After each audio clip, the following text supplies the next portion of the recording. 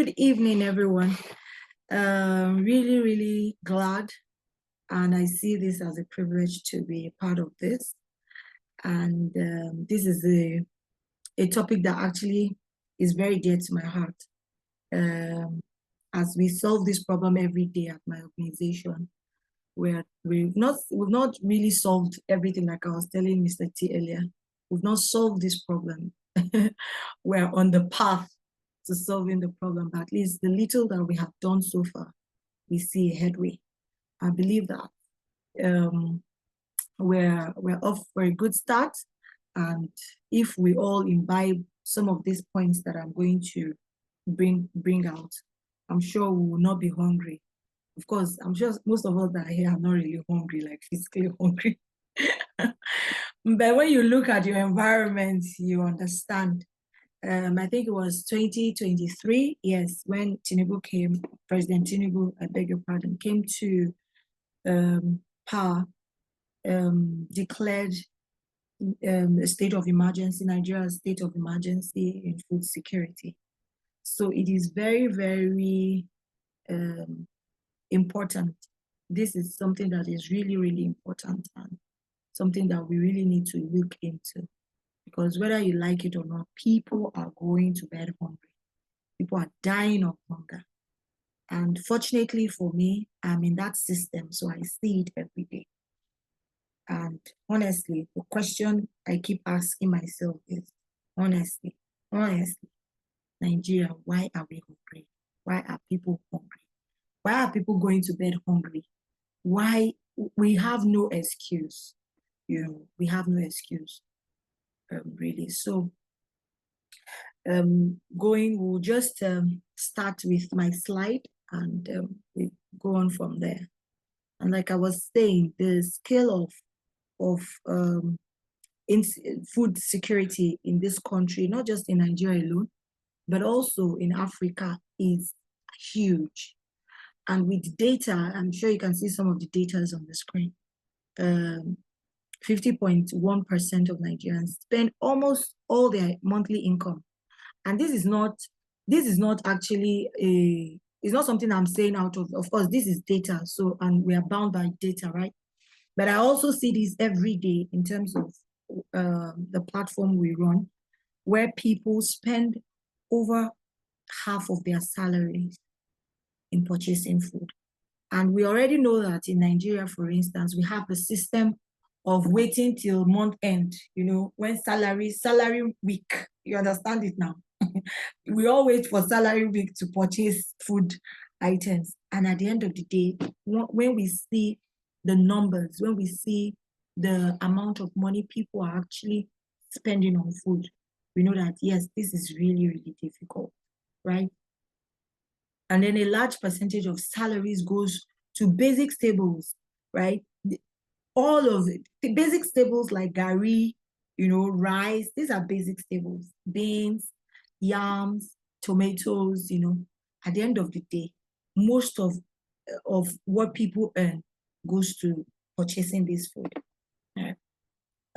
We see a lot of people then begin to buy food in small bits, let me just manage myself today, let me manage what I can afford today. And then we see people having to reduce the portion of food that they also have to buy, just to stay afloat, right? Then we also have data that has told us about how the estimate of food, that's the cost of food, how high it is. It is high. So I know that the basic or the salary, what do you call that thing now? Basic salary income for every Nigerian, the basic salary is 70K, right? But I right now on our systems, PricePally is doing something very good. But generally, if you go to the market with 70K right now, you understand, you will be wondering, what did I buy? Do you understand? It's typical of what is going on right now. And we see a lot of families, we see individuals suffering for this. And people have stopped eating there are 3 square meals into having to do 1 or 2. Children are also very hungry. I am very, very accustomed to the market, especially markets in the areas that I am, Lagos, Abuja, Port Harcourt, and the rest of it. And when I go into those markets, I see the way that food, things like tomatoes, things like yams, how they are cut into bits, and sold in small portions on the floor, where small scale retailers will package onions, peeled onions. You know how onions is in wraps, peel it, peel it, peel it to the point where, it gets to that quantity where people can afford. Or is it yams that are cut in pieces so that people can afford it? That is poverty. That is food security. I mean, it is, I don't know how else to explain this thing, but it's real. When you go out there and see how people are suffering, and we say, okay, these are poor people in the States or even in the urban areas. I'm talking about people that are also well-to-do, let's say middle class, or even the high class. I see how they struggle every time they get a bill for food. I see how they struggle to want to bargain, and all of that, to just ensure that what they are getting value for it.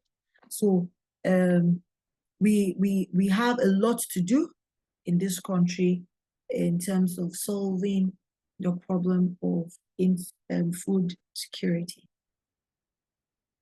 Now, I would want to highlight some of the reasons we have seen by experience that causes some of these issues. And the first point I would like to talk about is food waste and post-harvest losses.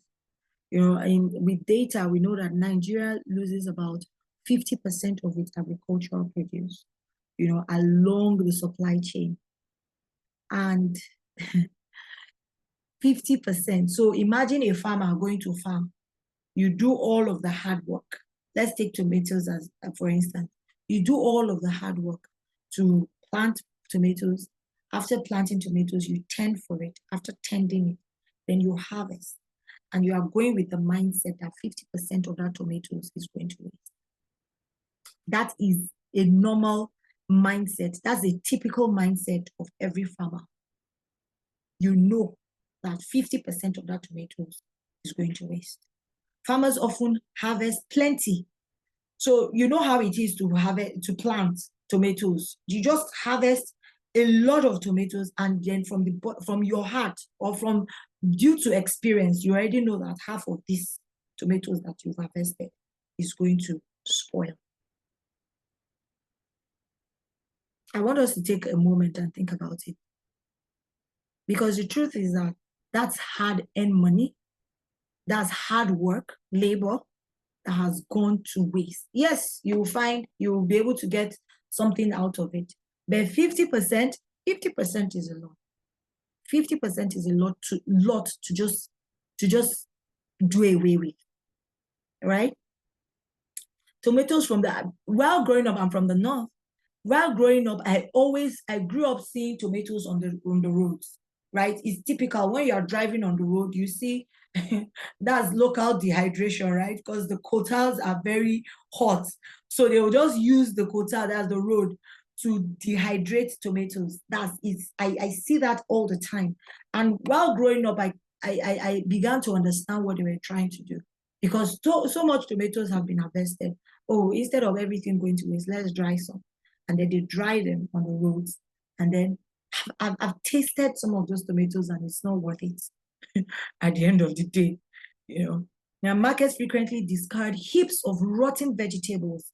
I don't know if any of you have had the opportunity to come to Mile 12 Market.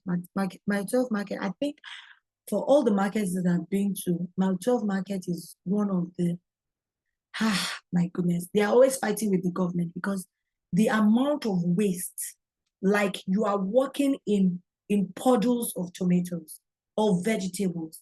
That's how come they bring in so much of these things, and as it goes to waste, everything is just depreciating on the floor. So heaps of waste The environment is nothing to write home about. I'm sure if you Google it, you will see it.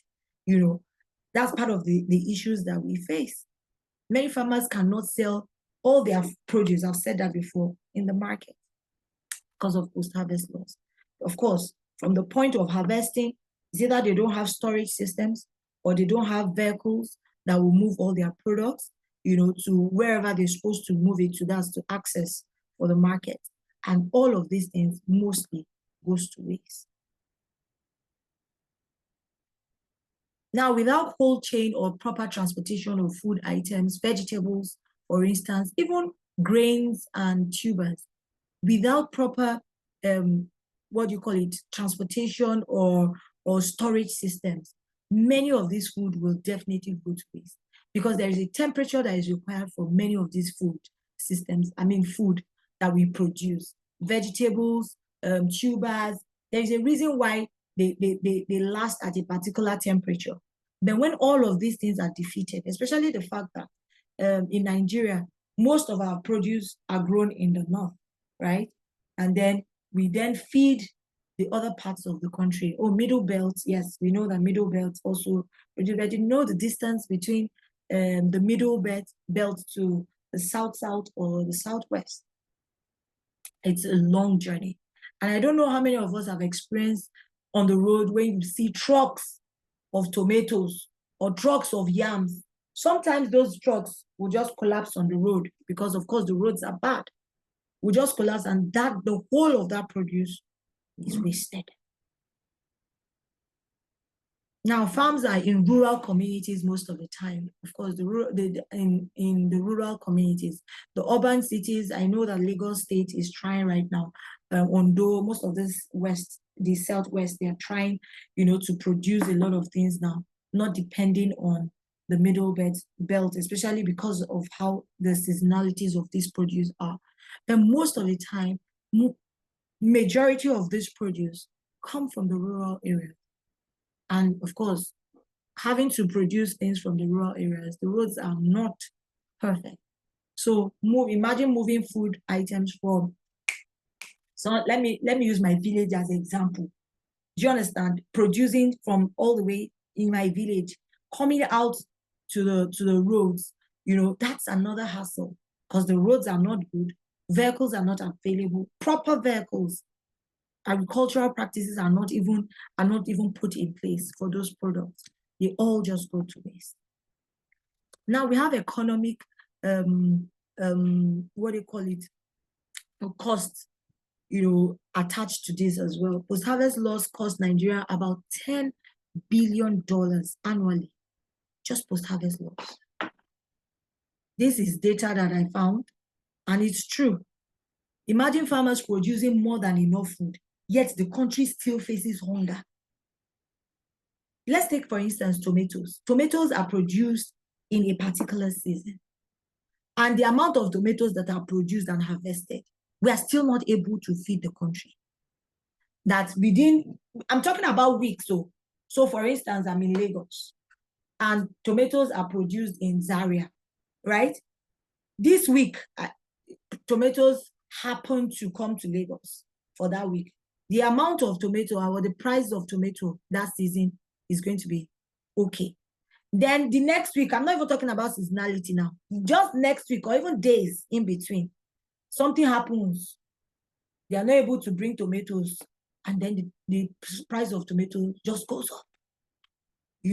So these are some of the issues, and now it doesn't mean that those tomatoes that were supposed to come in are okay. They are not okay. Everything just falls, goes to waste again.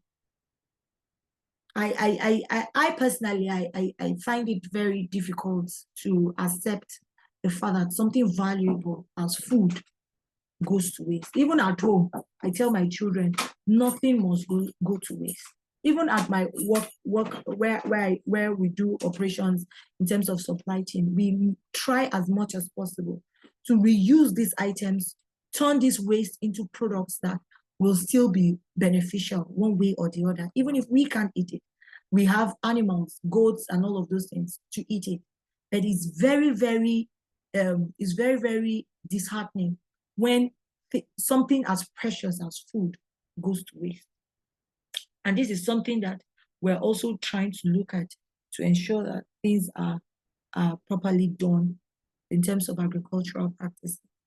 Now, we've realized that there is low adaptation of modern farming techniques, limited extension services, as per food systems assessments concerned right now. Many farmers still rely on traditional methods passed down from their parents. So I just woke up and I grew up planting potatoes, Irish potatoes. I had discussion with one of our farmers that produces Irish potatoes. He's I think about sixth generation of his family. He's the sixth generation. And so when, of course, he is educated and he was trying to, imbibe the culture, the agricultural new practices, to say, oh, instead of watering the farm like this, it is better you sprinkle it at so temperature. And then the family, they're like, oh, back one side. This thing, we have been doing it for years and we have been okay. They shut him down. And those are the challenges he was facing. He had to move away from that environment just so that he could have that practice. If not, if he was to do it where he grew up, they were not going to allow it. So we have farmers like that are still stuck in their old ways. A farmer may plant the same way every year without knowing that better spacing or improved seeds, or simple drip irrigation could double that production or improve that seedling and that production for that year. He's just stuck in his own way. So there is this knowledge gap, and agricultural opportunities are everywhere, especially in this time that we are in. There are many, many, many, many ways that agriculture can be, improved upon. I believe we all know the story of Netherlands. Netherlands is just a small island. I learned it's not even up to Lagos State. But they are exporting all sorts of things. Then we keep asking ourselves, in Nigeria. Anyway, I'll come to that data. So lack of investment in training, human capital, and farm support is a problem. Many youths want to farm, but don't know where to start or how to even go about it, right? Farmers buy fake seeds, like we're all hearing about the issue of GMO, hybrid. There is no proper knowledge on those things, on this information. There's no authentic knowledge on these things. Smallholder farmers lack basic business skills. So we just wake up, we just plant. Because I in my family, I grew up farming. I just wake up one day and that's what I'm doing. There's no sense of business. There's no sense to say, oh, this thing that I'm doing as a farmer, it can actually fetch. It's a business, it's a business for me, or it can be a business for me.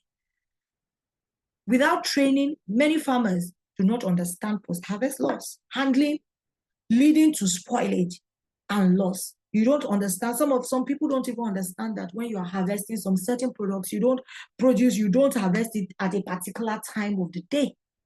There's a particular time that you can harvest tomatoes. There's a particular time you can harvest tubers. All of those practices, a lot of people are not aware of it. And of course, which will continue to cause damage and cause a lot of spoilage for us. So even some of our youths are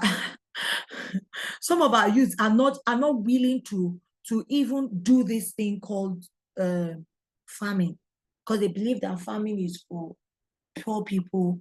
I have a scenario right now where I don't want to talk about it too much, so I will not throw myself under the bus.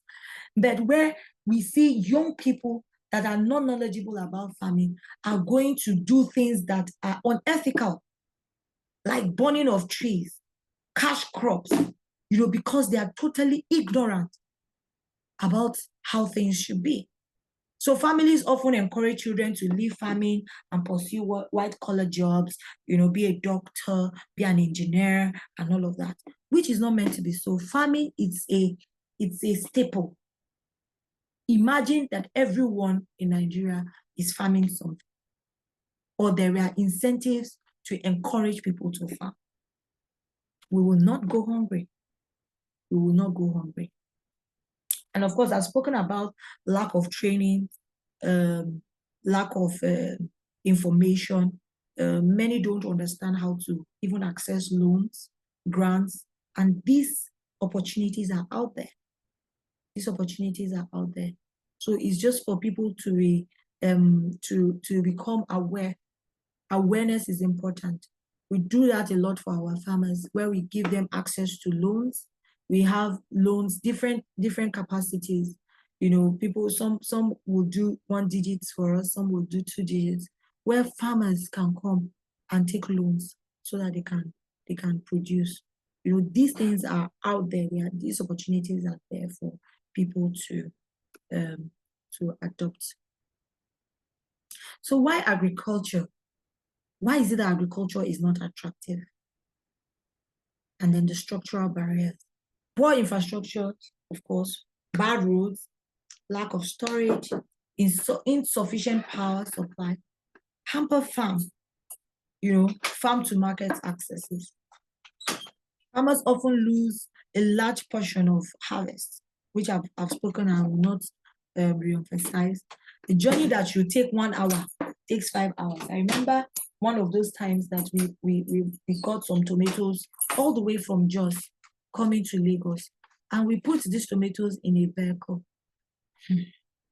A whole truck of tomatoes, like I think about 3 tons of tomatoes, everything went to waste. In a vehicle, a driver just said that, oh, okay, even if something happened to your vehicle, you communicate, right? No, he didn't. The 3 tons of tomatoes all went to waste. Well, that was a learning curve for us. It does not happen. It happened when we're just learning on the job, But these are experiences we see every day. Lack of cold storage facilities, they are not available. We have some produce like strawberries. Strawberries cannot survive. They cannot survive on normal transportation routes. You have to build cold storages so that these products leave the farms to where the market is. Even packaging is important. Where do you put these things? What do you put them in is very important. Even handling of these products from the farms. I visited one of our farms recently. Well, not recently, one of those times I went to the farm. And they were literally teaching us how the farmers teaching us techniques on how experiences. I understand where the knowledge in terms of paperwork is important, but I try to see these things firsthand with farmers that are experienced to see how they handle things. They handle strawberries. Handling is very, very important, even in harvest. And then we talk about insecurity. Insecurity is a problem. That's one major factor where agriculture is not attractive. I mean, it's becoming worse every day. It's not still news. At least we are all inside this matter right now. We're talking about genocide. We're talking about terrorism here and there. But we see these things firsthand, which is affecting agriculture. Because like I said, food comes from all parts. That's the way God just created Nigeria. Made it so that in Niger State, these are the products that are produced. In Jos, these are the products that happen. In Benue State, these are the products, and that's how God created Nigeria. And it's a beautiful thing, so that we are all intertwined, when it's the harvest time when it's the season for tomatoes, something else is in season in another state. So it's a beautiful thing. But unfortunately, insecurity has come to destroy some of these beautiful things that we already have. So yes, broken chains or broken food chain systems are very, very is plaguing us seriously in this country. And we just hope that as we keep pushing, we're solving these problems one after the other.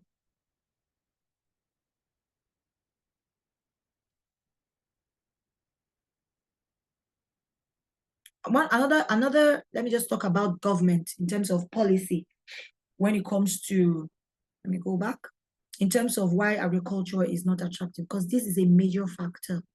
This is a major factor where the government is not in support or is not pulling in their weight in terms of policies, in terms of support. You know, I was in Ethiopia recently, and I saw how the government was so intertwined with the farmers, not just with the farmers, with stakeholders, in terms of even universities to come to train farmers, and how they are taking these things seriously when it comes to the food system. So the government needs to be, what I call it, they need to be invested, right? The government must be invested in the food system of its country. If not, farmer will be doing their own, customers, or what I call it, the market will be doing their own. No policies in place. Everything is just scattered, which is one problem we have. Rent for farmlands. We know that the lands are there. I'm going to share a data with us. I don't know if I've shown that data already. But the amount of land, arable land, still available in this country is enormous. Why won't the government give what they call it, even if it's not free land, but there's a system you can come up with in terms of lease to ensure that farmers are able to get proper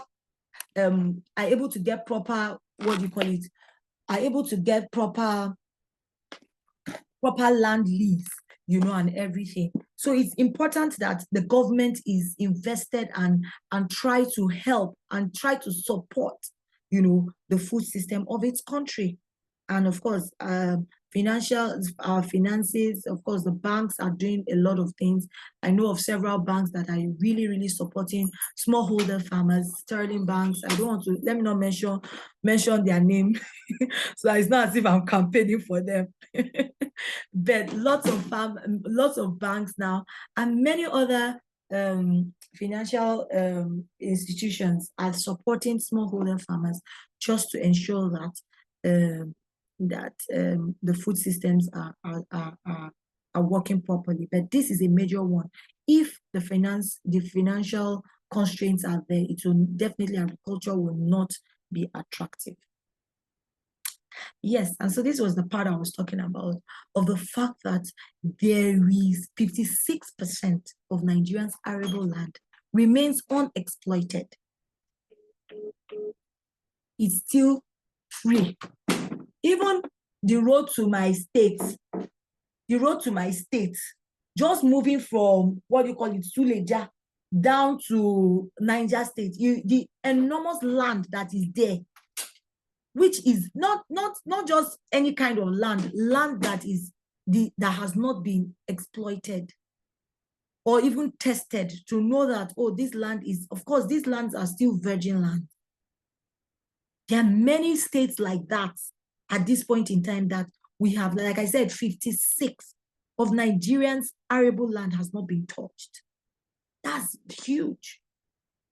Only 44, so only 44% has been cultivated. And of course, it has not even reached its marks. So we have many states, of course, Bauchi, Taraba, in fact, the whole of Nigeria. When you mention each state, there is a staple that is in that state that makes a lot of sense and is bespoke to every state. In general, Nigeria has about 79 million hectares of agricultural land, 79. And of course, only 44 have been touched. So despite this huge number, Nigeria still imports food. We are still battling today. Border has closed, border are open, border have closed, border have open. What are we looking for? Rice. What are we looking for? Sugar. What are we looking for? We're still importing tomatoes, tomato paste. We're still importing. I remember the time that we had Dangote wanted to start his tomato paste. There was serious scarcity of tomatoes. I remember that time. One basket of tomato was selling for how much? Almost 100 and something thousand. Just because he mopped up some amount of tomato. And it's not as if we did not produce enough. So yes, I agree that we are not, for the capacity of Nigeria, we are still not producing enough food. But even the one that we are now producing is still going to waste. 50% of it is going to waste. So definitely there is a broken system. There has to be. That's just the only explanation to it. There is a broken system. Another figure, 30 million hectares of farmland unused. So I have data, to buttress some of these things. Government-owned land in many states, forest reserves, grazing areas, agricultural zones remains undeveloped. No irrigation, no processing centers, no farm settlement. We are the ones that we eat rice. We are the ones that eat meat. We are the ones, if we eat all sorts of things, yet we can't produce for it. We can't produce it. Instead, we import and empowering other nations. Because simple rice. I hope you know that some rice are actually not pure rice. They're actually rubber in this nation. Because of all sorts of things we keep importing from all kinds of countries, that there is no form of there's no form of regulations. You bring in all sorts of things that you don't even know, you are not able to trace. Of course, you can't trace it because you don't know which farm, from where it's coming from. Like I said, there are some kind of rice that is not actually rice. It is rubber. So imagine eating rubber as rice. So it's really, really a painful thing to realize, to see in our country. Now, this is a very huge opportunity in terms of we can double or triple food production, reduce food prices. Youth can be meaningfully employed in farming. We have universities that they have departments, agricultural departments. Even in several universities have agricultural departments. What are we doing with them? What? At the end of the day, what are they teaching them? And then after they leave, graduate, why are they not practicing? Why are students not practicing? If they go to school to do agriculture, communities that are currently poor could become wealthy, farming a particular staple that is in my village. I'm sorry, I keep talking about my state. In one part of my state, one whole village is just mangoes. You enter that place from beginning to end, mango trees everywhere, all species of mangoes. You just be seeing it. So imagine that community. There is a processing factory in that community, or processing for dry fruits, or processing for freezing, or processing for juicing. Imagine what that community will be like. And these are several communities that, because there is mango. There is nothing you put in this country on the soil of Nigeria that does not produce. How many of us know that in Jos, I've said it before, strawberries are grown. Strawberries are grown. Apples are grown in Nigeria. So it's just the matter of bring the seed and we will find it will grow somewhere. That's why I keep asking myself, why are we hungry? Why? Why? I know the history of some of those things, especially in Jos, because most of the missionaries then will come to Plateau State because of the weather. And of course, when they came to the Plateau State to settle for their missionary works and all of those things, they came with some seedlings, and in their backyards, or in their, one of our major suppliers of strawberries gave me this information.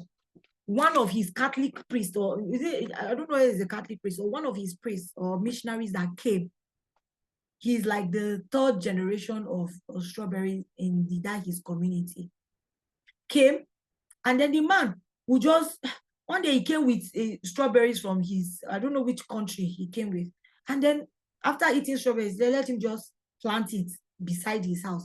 And of course, his brother, or his father rather, his father or his grandfather was like their steward.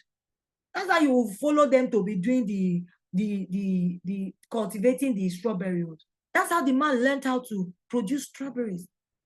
There is a mass land of strawberries cultivated in that village in Jos, because he learned it. His grandfather learned it from being a butler for one of those. So there is nothing in this country. There is nothing, as in when it comes to food, that you put on the soil of Nigeria that will not grow.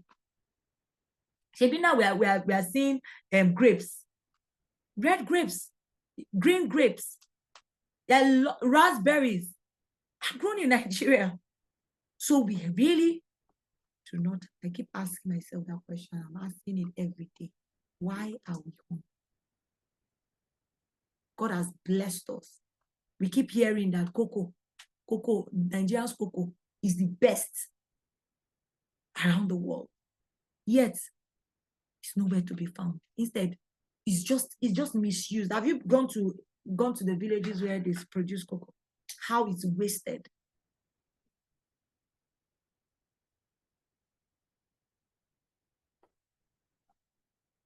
Let me not continue talking on my problems. Now, broken food systems.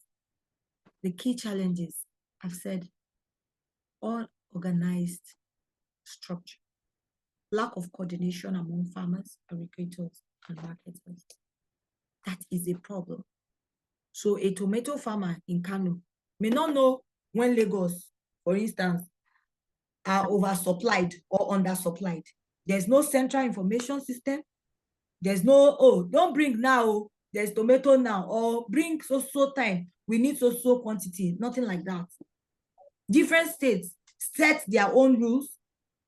I remember when my governor came into, when he came, and I understood the reason why he gave that sanction. I don't know if most of us heard about that sanction. When he came, he said nobody should carry any food out of this state. So imagine farmers, people that have invested in farms in Niger State, beans, yams, all of them were stopped because he was upset. And of course, there is a reason for him to be upset. Yams, even the origin, the people that are in the villages, they cannot afford to buy yams at a good price, because from the farm, they have brought in trucks, either from Lagos or from all sorts of places, to pack yams. So whatever is left is what the origins will now take. So he was really upset. So if there are proper systems in place, of course you produce, and then you do whatever you need to do with the rest. Farmers, aggregators, transporters are making women all work individually, not as a coordinated system.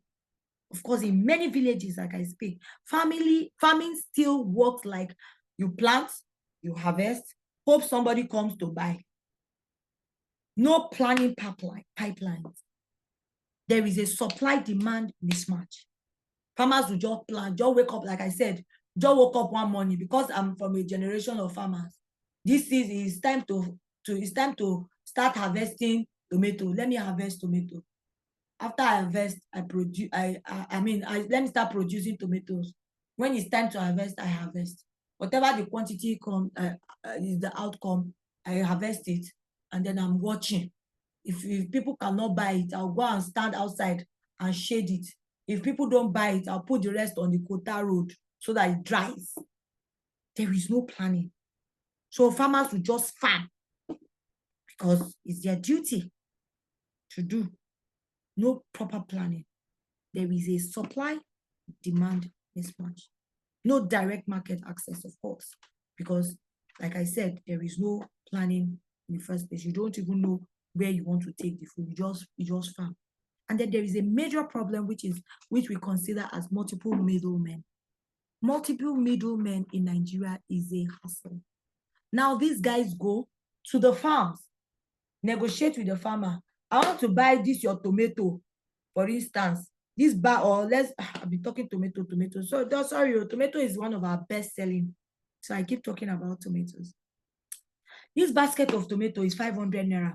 No, you can't sell it for me 500. When you harvest it, I'll collect it from you for 300 naira.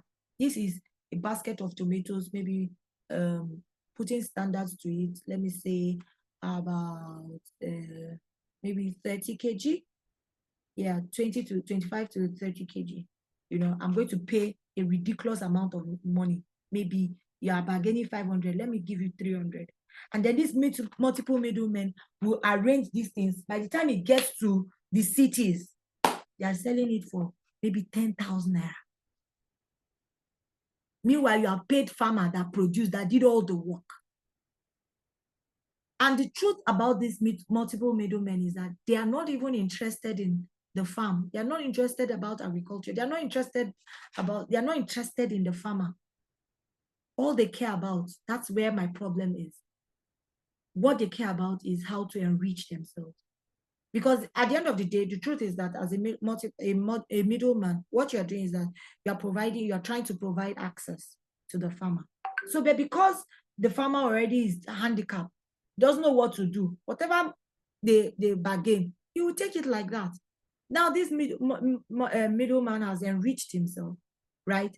And then goes back. Who is suffering for it? The farmer, and of course, the access, the market, the consumer. Consumer is suffering for it. So something that was produced at a very low cost is being sold at a very high cost. I don't want to stay so much on this part. Let me just move, because I know that there are going to be questions. Export. If Nigeria fully leverages its unexploited land, it can produce not just for internal consumption, but for export. But my brothers and my sisters, we have not even finished doing the internal. I've not. We are still dallying here and there. That's why we are struggling every day. Please open border, don't open it. Open border, don't open it. Because we're looking for rice. Countries like Kenya, Ethiopia, like I mentioned, I went to see these farms for myself. And billions of avocado, for instance, have several products like that. They have decided that this is how we are going to go about it. From the onset, they have planned, put a food system around an avocado, put a food system on coffee, put a food system in producing flowers. And of course, there is result for it. Most of these countries don't have the amount of land or the size of land we have in Nigeria. Nigeria has vast unused land, I keep saying, in several states that produce several beautiful food produce. I call them precious products. Just like how you have precious minerals. I call food precious because these things are precious. And I hate it anytime we see the loss or the waste. It's really, really painful. Many global buyers want African produced products. They would rather go to Ghana.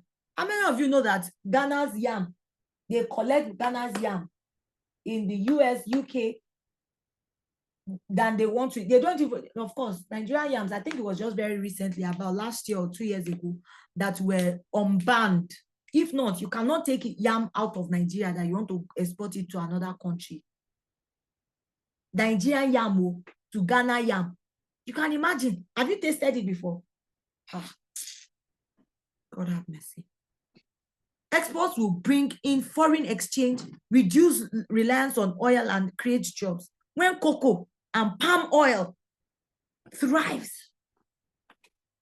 In the 1960s, we're producing these things. We just like Southwest and Southeast built schools, hospitals, and roads from export revenues.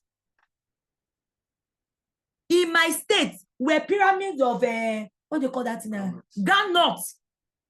Do you know what you can do with the byproducts of groundnuts? We've not even thought about that. We've not even finished eating the groundnut. Do you know how much it is to buy one pint of groundnut or one mudu of groundnut right now? That's never been heard of. It keeps going up, going up. What is the problem? Of course, all of these things I've stated. Insecurity, no enough production. Now, export agriculture creates jobs beyond the farm. Packaging, cleaning and processing, all of these things, transportation, quality control, export compliances, all of these things have to be learned and imbibed. Like I said, it's a food chain in terms of supply chain. If Nigeria earns more dollars from agro exports, the Naira becomes stronger. Of course, that's no brainer. But I don't know how common sense is not common, especially for our government or for the ministry. I'm sure you've heard the things that Lagos State is doing in terms of the Ministry of Agriculture. They have come up with a food system that seems to work. They know that they cannot produce, and they've admitted we cannot produce. But we are the ones that will be eating the food. Abi, okay, you need us. Come and produce for Lagos. Come and produce for, and then they are saying, come and produce, and everybody wants to buy in, because of course, when you are producing, you know that you already have an access. I don't want to build so much. Now I want to go to PricePally. Now, all of these things I've spoken about are challenges we saw, and we're trying to build solutions around it. And what we do in PricePally basically is to aggregate farmers.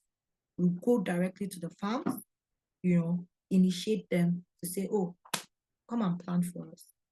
And what we do is that because we work with data, we've been in this for over 5 years, so we know data. We know exactly on March 23rd, next year, 2026, we know the amount of tomatoes we need as it stands. So that's why we've been able to say, farmer A, produce so tons of tomato, and make sure that when you are harvesting, we are collecting it on so day. We sorted that one out. Farmer B, as you are planting tomato, do you have Rodo? Produce Rodo too, and we're going to collect. So we try to break that system of demand supply mismatch. So a farmer is focused, and a farmer is going into the farm to say, this year, because I produce so amount for PricePally, this year they are demanding for this. I have the capacity, or even if I don't have the capacity, I don't have the capacity to do this. What do? We say, no problem. We have loans. We have this. Okay, build this capacity. Do this, do this, do this. So that at so time of the year, we hope that we are going to receive so amount of tomatoes or products from you. We are solving that problem. And that's not the only thing. So we aggregate these buyers, aggregate these farmers, and pull produce together, connect them directly to wholesalers and the rest, cutting out multiple middlemen from this equation. And then the farmers are paid, paid well. They are paid according to what they have produced. They are rewarded for their work at the end of the day, because of course, if you are farming for PricePally, we don't negotiate based on farm. It's like I said, we already know what March 2025 of tomatoes, we know. So we already plan to say, oh, this is how much you're going to be paid. And at the end of the day, everybody aligns. And then we provide market access as well to the customers, to the farmers. Of course, as we are collecting from you, you have no business about thinking of where the product, we are the ones that will collect, and we do the headache of delivering to our consumers. So we get the market access for you, consumers directly. So like I said, PricePally, we work directly with farmers, make sure we get better prices from them, of course, because we are dealing with volumes here. So we get good prices from farmers, and then directly to the consumers. So at the end of the day, consumers are happy because they are paying and getting value for their products. They are not only getting value for their products, they are able to trace their products. They know that, oh, this product is not fertilizer-based. This one is not, they are able to trace, so there is transparency. And then we're also reducing the waste that will come out of all of this. So because there is proper matching supply and demand, there is more efficiency. We reduce surplus, and spoilage. When farmers know exactly the demand ahead of harvest, they only harvest what is already ordered for. And like I said, PricePally helps farmers avoid situations where produce rots in the farm or in the trucks on the way to the market. Now, we also empower farmers. I've spoken about that. Let me not re-emphasize. And then scaling for export is something that we're also looking at, because at the end of the day, we have pools of farmers that are onboarding in PricePally, and at the end of the day, we're able to give. So, like I said, for instance, if we have 500 farmers producing tomatoes for PricePally in the month of March, you can imagine the amount of tomatoes that are coming into PricePally every day. And because it's perishable, there are lots of discounts. There are a lot of things that we can do. We can process them, send some for exports and the rest of that. So we're able to play in those areas as well. Now, PricePally is the bridge between farmers and consumers, organizing the market, reducing waste, improving efficiency, and turning farming into a sustainable, profitable business. Sorry, I'm going to the last slide now. Now, the call to action, policy advocacy, urging the government to invest in cold chain infrastructures, subsidize farmland, subsidize seed, extension services, and even the security.